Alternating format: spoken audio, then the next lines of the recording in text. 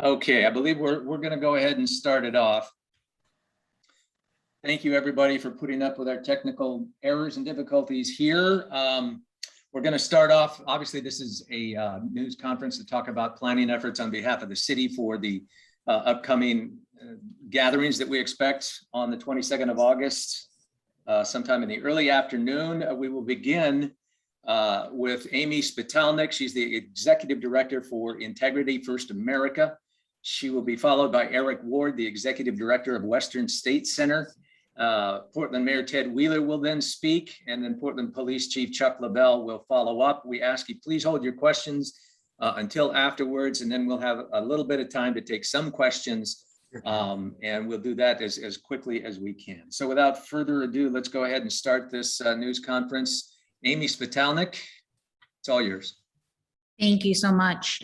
Look, I don't have a ton to add beyond my remarks earlier, but I will just reiterate some key points. I think obviously my role here is to help contextualize what we have seen in Portland and what we expect to see in Portland in the national context. And I think it's so crucial that we understand it as such, that the violence, the extremism playing out on Portland's streets are sadly not isolated incidents, but are part of a much broader national and frankly global crisis of extremism.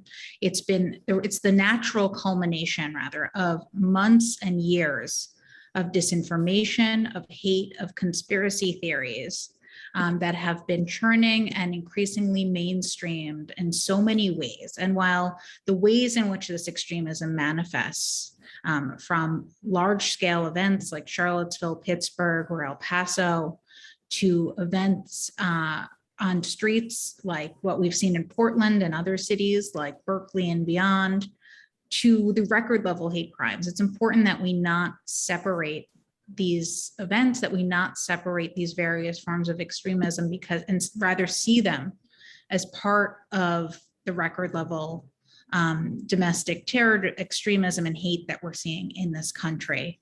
Obviously, there's so much to be done on so many levels of government, from the private sector and from the nonprofit space. My organization, Integrity First for America, is a nonpartisan C3 that has chosen to pursue accountability through civil litigation. We are suing the 24 neo-Nazis, white supremacists, and hate groups that orchestrated the violence in Charlottesville 4 years ago, with trial in 2 months. And I think that matters because accountability has been in such short supply.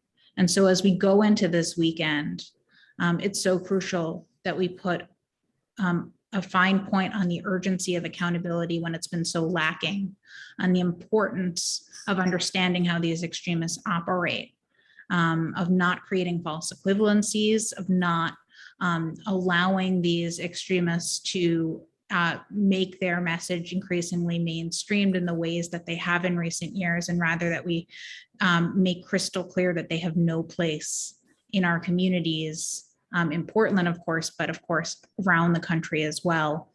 As we've seen what happened in Portland really just be a reflection, but what is happening in Portland really serve as a reflection of this broader crisis with national and global implications. So I'll leave it there and pass it to my friend Eric Ward, and happy to take questions later.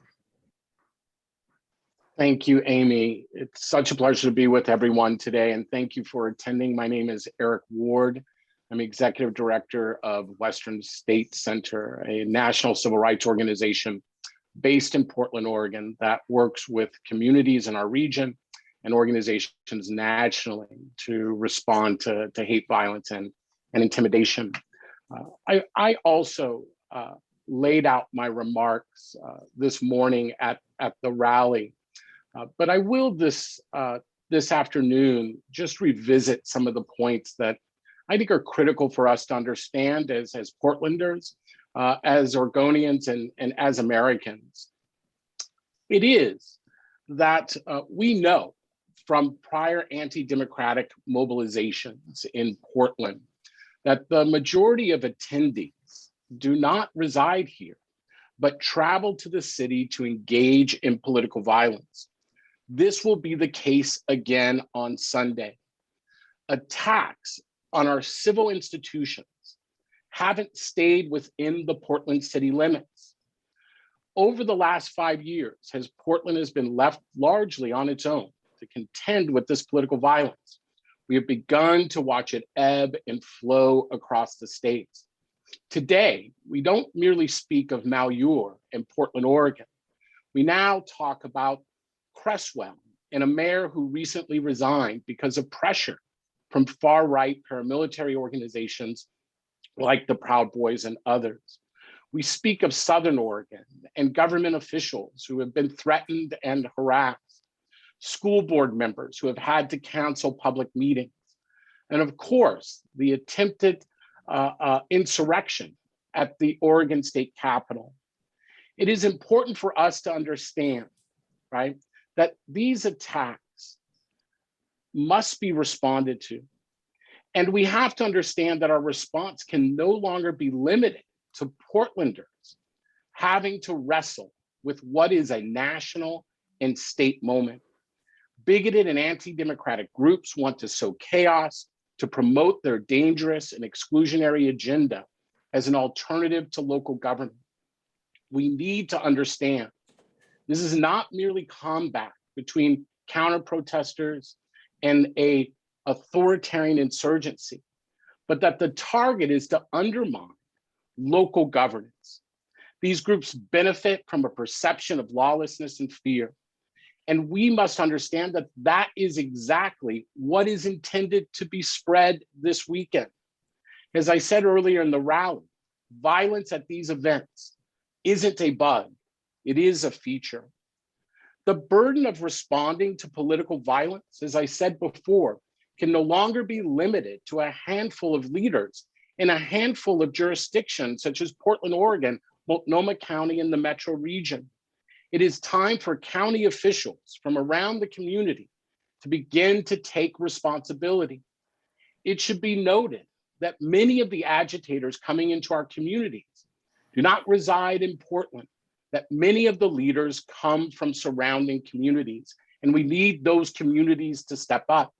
Communities that benefit from the economic lifeblood that is Portland, Oregon. Portland isn't an island.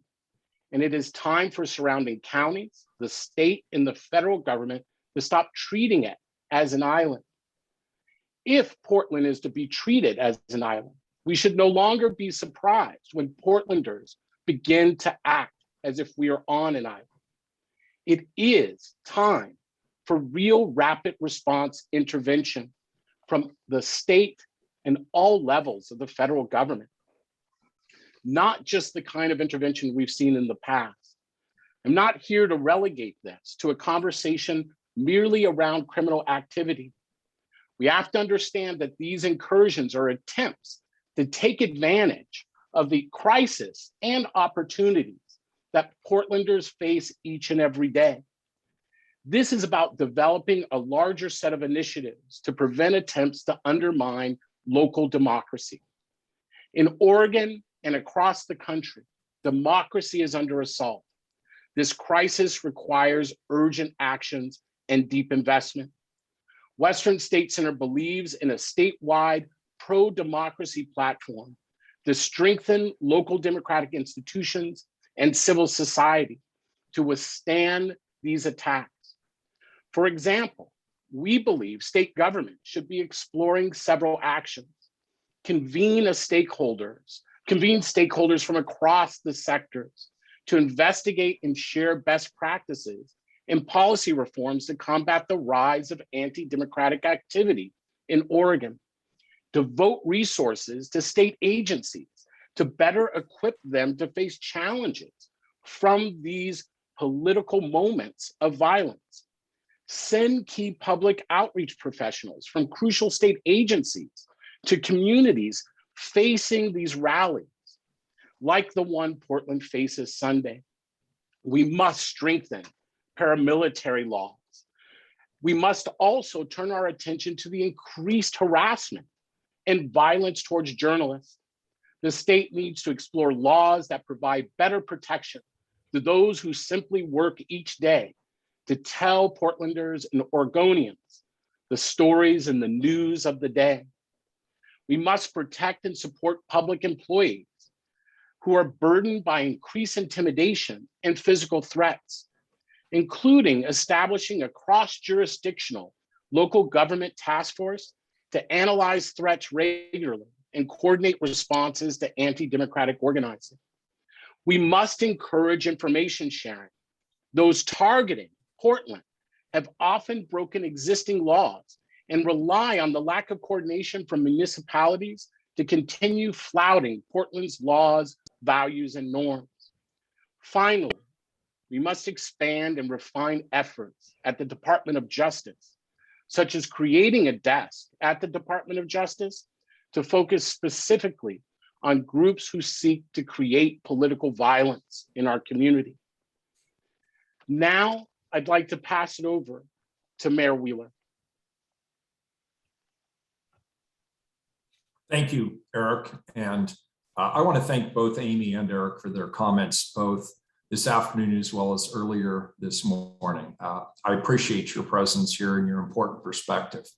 Well, good afternoon, everyone, and thank you for joining us. We are here today because, as you're well aware, the city, its public works bureaus and police bureau are certainly aware of, and we're preparing for a variety of potentially large gatherings being planned for early afternoon this Sunday, August 22nd. It is our understanding at this time that the gatherings will take place at Tom McCall Waterfront Park.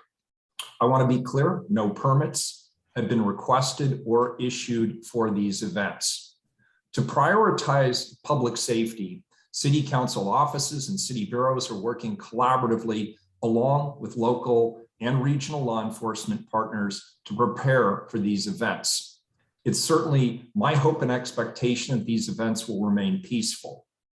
If there are those who engage in non-peaceful behavior, we want you to know and understand that the city, the police bureau will respond to the situation to the very best of our ability, given the current legal and logistical constraints. I think folks are clearly aware that the city of Portland has long embraced and continues to support the most cherished of American values for generations, and that's the right to assembly and the right to free speech. But as we have seen in the past, these events can be subverted by people who come with the intent to commit either acts of violence or destruction, or sometimes both. To those people who want to engage in this kind of behavior, I say this: do not show up. If you do show up and engage in criminal conduct, you're subject to arrest and prosecution. We're coordinating our efforts with other law enforcement agencies and the district attorney on this front.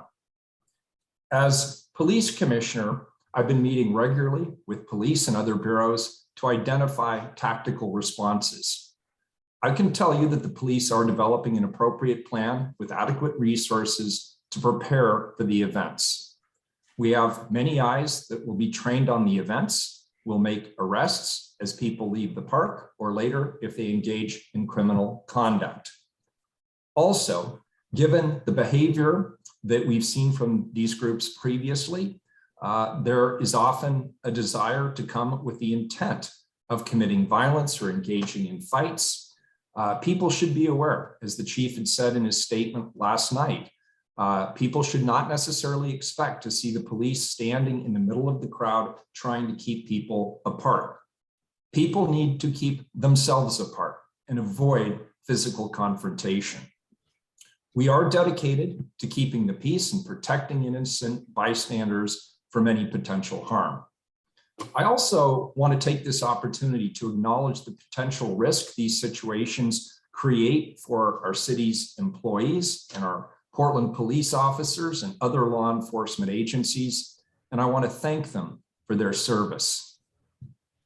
As Amy and Eric had mentioned earlier today, community partners and leaders, along with other elected officials, business leaders, community leaders, joined me in a virtual gathering to unite together, to denounce hate and violence, and to instead choose love. We've united across differences before to make the same call to action, to cast aside political differences and declare and reaffirm our shared values for this community that we all love so much. After 18 months of deadly pandemic and economic recession, wildfires, and other environmental crises, this is the time to support one another. There just is no more room for hate or violence in Portland. We reaffirm Portland's community value of passionate but peaceful demonstrations, and we reaffirm the importance of free speech. Destruction of property is not free speech. Assaulting each other is not free speech. We are dedicated to keeping the peace. Our ask is simple. We're asking you to choose love. Please join us. And with that, I'd like to turn this over to Portland Police Chief Chuck Lovell. Good afternoon, Chief. Good afternoon, Mayor. Thank you to all for being here today. I want to reiterate much of what the mayor just spoke about. I know that everyone has been asking a lot of questions, and we have to be mindful to provide information without giving away tactical plans. So thank you in advance for understanding that. The rallies planned in Waterfront Park raise concerns that people may choose to confront and fight with one another. Similar events have happened here, and people have used or threatened to use weapons against others. I share community concerns about violent confrontations. Police officers are sworn to uphold the Constitution and all people's rights to participate in free speech and assembly, and we take that pledge seriously. However, acting out violently or causing injuries to other people are not constitutional rights. Violence is avoidable, and people should choose to act peacefully, even with those they disagree with. People can and should keep themselves apart and choose to avoid physical, violent confrontations. My message today is simple. If you're considering coming downtown to fight, threaten people, or participate in violence, stay away. If people do engage in violent activity or property destruction, they face arrest and prosecution. The Portland Police Bureau will monitor this event and will make arrests for crimes as resources allow. You should not expect to see police officers standing in the middle of crowds trying to keep people apart. Remember, arrests do not always happen in the moment. After past violent events, we have consistently conducted follow-up investigations, made arrests, and forwarded cases to the Multnomah County District Attorney for prosecution. Just because arrests are not made at the scene when tensions are high does not mean that people won't be charged with crimes. Sunday is an all-hands day. I'll be working, and the Portland Police Bureau has canceled days off. All available personnel will report for duty. I want to publicly thank all of our employees for coming in, especially those who will be working on their days off. I truly appreciate their dedication and resilience, and I'm grateful to their families for supporting them on another day we're asking them to come in for work. As I said, I can't talk about tactics, but want you to know community safety and the safety of Portland police officers is paramount. We'll be providing real-time community safety updates via our Twitter page throughout the day. On Sunday, you can find us by searching the tag @Portland Police. Please monitor that channel for updates. Thank you. All right, thank you, Chief Lovell. We'll now open it up for questions, and I believe most of the reporters know the rule here. Just raise your hand in the participant column so I can call on you, and I will start in the order that I see them. Jonathan Levinson, OPB, who is your question for? And what is your question? I have one for the mayor and for the chief, if I am allowed. Mayor, you have said in the past that the community should take action against anarchists, in quote. You said make them hurt a little bit. Should the community take similar action against groups like the Proud Boys? And what's the difference if not? From my perspective, this is about behavior. From my perspective as the police commissioner, it's not about politics, it's about actions. People have every right to express their First Amendment rights. They have access to free speech. Free speech, no matter how abhorrent, is still constitutional. But the minute somebody crosses the line and engages in either criminal destruction or violence. That is no longer free speech, and I would expect that they would be arrested and prosecuted, regardless of politics. So just to follow up, the community should not take action against groups like the Proud Boys. What do you mean action? Well, this was your words back, I think, in March. You Yeah, said and we that should- was in reference to a specific question about an individual from, I believe, New York State who had rampaged through the Oregon Historical Society. It had come to my attention that that individual was a student at a private university in the area. And my statement at that time, and I stand by it today, was if that individual was in fact convicted of that crime, it was my hope and expectation that that private university would in fact expel that individual. That's what I was referring to. I didn't mean anything physical, just to be crystal clear, if that's what you're asking. Okay, Jonathan, we got to move on here. I Fair got a lot enough. of hands up. Fair Thank enough. I had a question for the chief. If I can. No. Okay, there you go. The law's laid down. All right, Liz Birch, Coin. Who's your Yes, question? thank you. Yeah, my question is for the mayor. First off, I'm wondering if you can name these groups that you guys anticipate are coming. I'm also wondering with the concern on the strain on police resources, if you've had conversations with the governor about calling in the National Guard. Yeah, thank you. Those are questions most appropriately answered by the chief. Chief, I'll turn it over to you. Yeah, we're clearly not the organization we were a year ago as far as staffing goes. We have about 145 less people. But within the resource constraints we have, we are preparing and working with partners to include Oregon State Police and local partners from the metro area to put together the appropriate resource package for this weekend. So I guess to clarify, have any conversations happened with the governor about calling in the National Guard?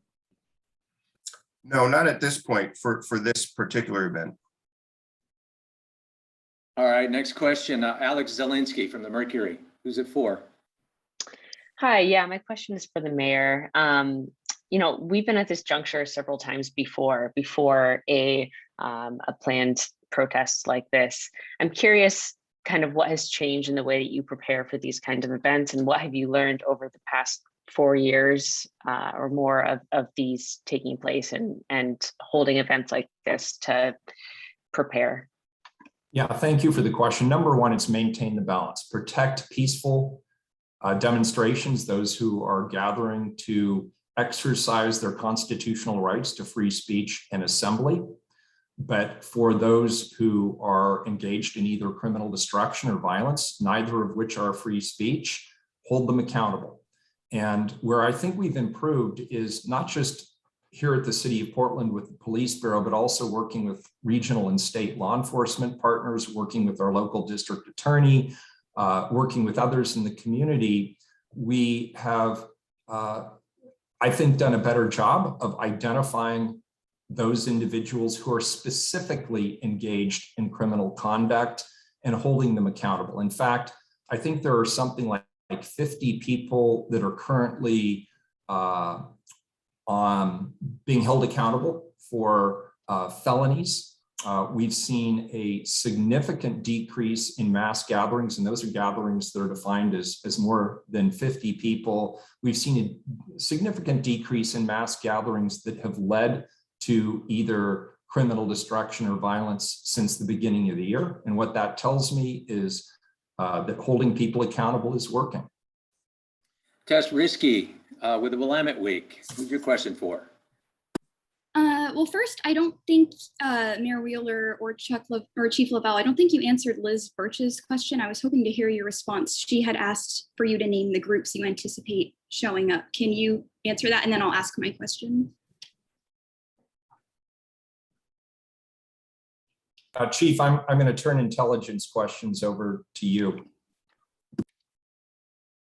Yeah, I don't know that it's appropriate for me to name the specific groups, and we have, I think, maybe other people coming from out of town that have different affiliations, so I don't want to necessarily label them, but we've seen here many times groups with different political ideations or affiliations come to Portland and have, violent clashes or interactions with each other. And I think, to the extent that we can urge those folks not to come here and participate in that type of activity, that's what we'll continually try to do.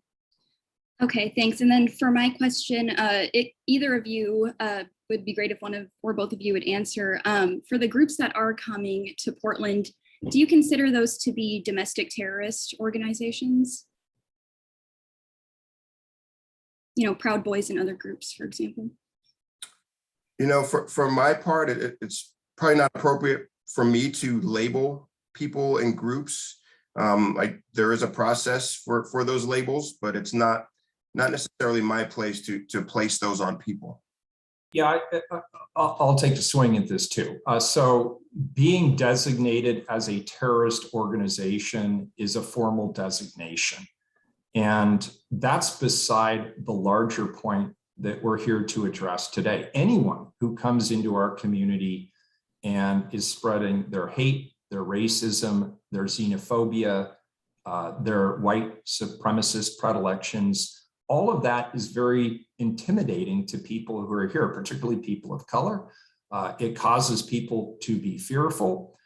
As we indicated this morning, it's counterproductive. It takes energy and resources away from people who really need help during this challenging time in our community. And so our basic message to them is you're not welcome here if that is what your intent is, period. Do you consider them to be white supremacists? Tess, we got to move on. We don't have room for follow-ups. I'm sorry. Maggie Vespa, you have a question? Yeah, this question, sure, thank you, is for the mayor and or the chief. It's in response to a comment the mayor gave earlier, so maybe he wants to speak to it. But Mr. Mayor, you said that people should not expect to see police keeping crowds apart and that people need to keep themselves apart. I'm kind of paraphrasing there. It felt like a reference to the criticism that the city got earlier this month when a rally kind of played out and opposing groups did fight each other in the streets, and we all have video of that. So I'm wondering, going into this weekend, if these groups don't stay apart and there are physical clashes, will police intervene this time? If not, when would they intervene? I'll turn that over to Chief. That's a tactical question, Chief. Yeah, I know it's one of those things. It's not necessarily the best tactical approach to have officers wading into situations where groups are clashing with each other. I understand the optics of that, but we have to make tactical decisions that put us in a position where we're likely to be successful in making an arrest or taking someone into custody. And there are just situations where that's just not a feasible approach. I mean, to the extent that we can, we will make arrests, whether it's after something takes place or if it's possible to make one at a different time, we'll do that. There's been many instances from things we witnessed this summer where we've gathered information, gone back, done follow-up and made arrests. And I think to the extent that we have the resources and ability to do our mission safely, that'll be the priority for us. Okay, I'm going to take 3 more questions. Maggie, I did ask though, I did ask when would they intervene? I mean, just kind of if it's an all hands on deck situation, what is the mission then that you just said? If people are fighting. Okay, going on. Joe English, K2.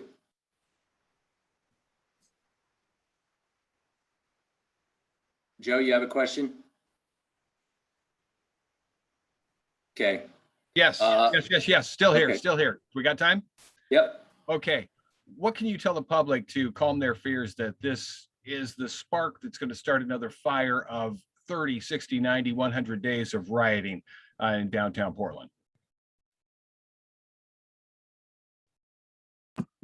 So I'll take a swing at that. First of all, the community coming together like we did this morning and stating very clearly what our values are about our support for First Amendment rights, but our strong community opposition to criminal destruction and violence. That's step number 1.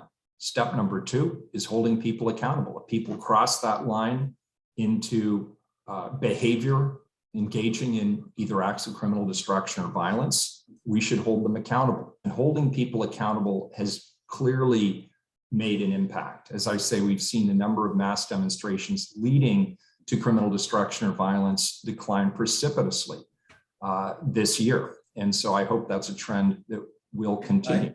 And the third part is just getting the word out that if you're somebody coming from out of our community with the purpose of coming here and intimidating people or spreading hate or vitriol or causing fear, we don't want you to come here. We're unified as a community against that kind of behavior. Okay, we got one more question. It'll go to Zane Sparling with the Tribune. Zane, final question. Sam, can the mayor answer the question that was not answered a few minutes ago before you yelled at us? That wasn't me. I'm talking to Sam. Can we allow for the questions to be answered instead of getting yelled at? I'm happy to answer the question. What was the question? I didn't hear the question. I think it was Liz that got yelled at by Sam before. I was talking to somebody else, Jonathan. So Liz, It was my question too, by the way. I'm sorry, Liz, I didn't hear your question. Could I hear the question? We'll get to Zane after that. I think it was Maggie Vespa's question, and I think she was asking when the police would intervene between the groups, right, Maggie? Yeah, I appreciate it. And Mr. Adams, you are, in your role with livability, you're welcome to answer these questions too. I was just asking, what is the mission that the chief laid out? When would police intervene? That was part of my original question that wasn't answered. But again, Mr. Adams, please feel free to speak to it. Maggie, thank you. And I appreciate the question. I will turn that over to the chief because I think he can better answer the tactical question of when officers would get involved. Chief? Yeah, thank you, Maggie and Mayor Wheeler. I think really it's situation dependent. It's hard to say in this situation, that situation. I think it's where resources allow us to intervene and have a good likelihood of being able to either make an arrest, to protect someone who is being, who has maybe a life safety type issue going on in a conflict. That might be a situation where, officers would take steps to intervene into something right there. But there are many situations that it's not practical or effective for officers to wade into when you have groups clashing, particularly groups that sometimes are armed, who come there with weapons and things of that nature. And then you're sending an officer into that particular situation where, it's just not a safe situation for anyone in that particular moment. So, it's very hard to answer in specifics, but I would say it's really situation dependent, resource dependent, and things of that nature. All right, and you correct me if I'm wrong, Chief, but it's something, that's why the incident commander is in there to make those decisions at the moment when they monitor the whole situation. So no pat answer ahead of time. Zane Sparling, last question of the day. Thank you for your time. One thing I'd like to say is I've been covering these protests for a while. The only time that opposing groups have not clashed violently is when there's a large police response. I'm thinking about Delta Park just last year, some of those protests in August of 2019. My question for you, Mayor Wheeler, is violence essentially inevitable? Can we put down the fig leaf and admit that violence is going to happen and there will not be police preventing those groups from clashing? And how does that feel to know that violence is almost on the calendar now? Well, as you're aware, we have hundreds of demonstrations over the course of any given year, and very few of them actually result in any violence or criminal destruction. This weekend is one that we're certainly concerned about. That's why we've done a lot of preliminary planning. That's why we've been reaching out and collaborating not only with other government partners, but with the private sector, with our nonprofit partners, civil rights organizations and groups, community leaders, faith leaders, to do the best we can as a community to define ourselves not as a community of clashes and violence, but as a community of collaboration and partnership and love. And ultimately, I think that is a message that will prevail. In terms of your question, is it inevitable? There is certainly some internet back and forth, social media to suggest that there are people, some people who are coming specifically for the purpose to engage in a street fight. And what we're doing is we're telling them, hell no. If they come here and they engage in that kind of activity, we're going to do the best we can with the resources we have available to hold people accountable. And Tim, before we close this out, I also do again want to acknowledge my appreciation for Amy and Eric. I'd like to give them an opportunity. If there's anything that's been said or asked that they wanted to reflect on, I'd certainly like to give them that opportunity. Okay.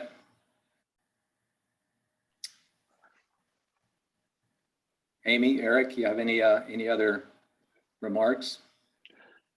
No, I would just say, quickly, just in summary, I think that there are really three key points that all of us should remember heading into this weekend. And what I think is an evolution, right? The events of 2 weeks ago in Portland, the events in Los Angeles that occurred suggest an evolution in tactics in terms of political violence. And all of us need to be aware. Look, first, we have to be cautious of the political theater. Yes, there is political violence, but the goal of the political violence is to draw a larger narrative. And all of us have to remember that. The political theater that we see, right, is to provide a visual backdrop to this idea of Portland being a city of lawlessness. And we have to do a better job of interpreting that for Oregonians and making sure those who are the victims of that violence, right, business owners, folks who are trying to get to and from work each day, that we're also telling their stories and what it means for them. The second is look, we just have to admit, and this is hard for me as a person who leads a national organization on this issue. What I'm trying to say, right, is that there is not one city in this country on its best day that could carry the burden of this challenge on their own. And that's not because I don't think Portland could be the exception. What I'm saying is there is no city currently that has the answers to this. If Los Angeles and the county of Los Angeles cannot figure this out, right, it is time for state and federal governments to really lean in. The third is this, right, that everyone on here knows I have my critiques, right, of law enforcement. But I also think it's important to be nuanced. And to be nuanced means to understand that this is not merely a criminal matter, right? And it's simply unfair for the rest of the city to also shirk its duties and to say this is up to law enforcement to solve. It's a broader issue. We're weak, not just because of the demonstrations, but broader challenges. And we need help to address those broader challenges so that Portland is better inoculated. And so other cities are as well, right, to an attempt to subvert local democracy. Those are the three things that I would say. They may not be the most exciting things, but it's time for us to get back to the nuts and bolts of governance so that we can respond to this issue. We have to stop our own political theater. Okay, Amy, if you don't have any closing comments, we will wrap it up for today. Amy, you good? I am all good. I wholeheartedly agree with Eric, as always. Okay. All right. Thank you, everybody, for attending. If you have any follow-up questions, please go ahead. Yeah, I think most of the reporters have follow-up questions, a lot of them. I mean, you guys have answered questions all week. Jonathan, we're done. Is there going to be another time we can ask the mayor questions? So Tim, yeah. Look, I can stick around for a bit. Okay, there you guys go. What's your question, Tess? I think there's a few people who are before me. They want to go. I don't know what the order is. Jonathan, you seem intent on asking a question. What is your question? Sure, I'll ask the mayor. I mean, last year after the August 22nd violence downtown, you seemed in text messages to be a little dismissive of the violence, saying it was a product of living in a Twitter sphere. You saw it more as a comms problem. Do you think you took the danger posed by groups like the Proud Boys as seriously as you should have? Absolutely, I took it as seriously as I should have. I don't know how many press conferences I held, how many community events I held, how many times I stood with leadership in the Black community and other communities of color to denounce violence, to denounce criminal destruction. So I absolutely took it seriously, and I continue to take it seriously. And today's events underscore that once again. Yes. This question is more for Chief Lovell. I'm just wondering what the plan is now that RRT is dissolved. Are those same officers going to be responding, or does that change up your entire plan of how you approach this? Are you using CERT or mobile crisis units? What does that look like? Yeah, well, not having the rapid response team will force us to make some changes on how we respond to just major crowd control events like this may end up being. That team was highly trained for responding in a coordinated manner to all types of civil unrest, but all of our Portland police sworn personnel have undergone crowd management training, and they continue to get updated training. A lot of them have experience in working in coordinated teams. We deploy mobile field forces, which are typically officers who come from patrol and then fill a role in crowd control. But I just want to reiterate, we're not going to deploy people to stand, in a line or in the middle of violent groups to keep people apart, where it doesn't make tactical sense to do so. And are All right. you receiving assistance from Oregon State Police and the Sheriff's Office? We've had conversations with them. They'll be providing assistance where they can. I don't want to say specifically what roles they're filling, but we've met with them regularly this week, to include this morning. And we're reaching out to get whatever assistance that their resources will allow. And that's part of the planning that we do for all of these types of events. Okay, let's share some time with other reporters. Bridget Chavez, you haven't had a question yet. Your hand's up. Yes, thank you. This is for the mayor or for Chief Lovell. What do you have to say about the low morale among PPB officers? And also earlier this week, we did a story with frustrated business owners trying to get police response. And we were told the problem people are experiencing with what seems like very limited police response is going to get worse. Do you guys agree with that? And who is to blame for that this problem is going to get worse? Let me jump in on that. I did see the survey that was done by the men and women of the Portland Police Bureau. I take it seriously. It's not my place to tell them that the way they feel isn't right. They feel the way they feel, and they've reflected the low morale that they feel. I have heard them say that they don't feel supported. So my message back to them is then let's put the plan together. I heard earlier this week, the chief beginning to outline a specific strategy around how we improve recruitment, how we improve retention. I'd like to be able to bring to my colleagues on the city council a proposal that they can agree with that improves the staffing situation and the deployment situation in the Bureau. I want to make sure that the Bureau not only has the staffing, but the resources, the tools, and the training that the Bureau needs to be successful. And none of that should stand in opposition to our other goals around improving the police bureau, improving transparency and accountability. I don't see those objectives as being mutually exclusive. And I look forward to working not only with the command staff, but also the union and the rank and file to improve the morale. Our city employees should feel supported. They should feel proud in their positions. And in the case of the men and women who serve in the Portland Police Bureau, they should feel that they will return home each evening to their loved ones. And so I look forward to working with them, and I appreciate that they took the time to very clearly put together their concerns. And that goes for the RRT as well. I appreciate the follow-up conversations I've had with the leadership of the RRT. And I believe we all ultimately want the same thing. We want a police bureau that is properly resourced with the appropriate number of employees, with the appropriate tools and training, that is also responsible and accountable to the community it serves and reflective of the community's needs. Thank you for that, Mayor. Okay, very truly last question. Jack Forrest, you'd had your hand up for the longest time. Thank you for being patient. Yeah, thank you. This is a question for the chief. Some self-proclaimed leaders of the quote unquote Summer of Love event have said that they're actually moving the event from the waterfront. And I wonder how that changes the response to this and whether that's something that you guys are tracking.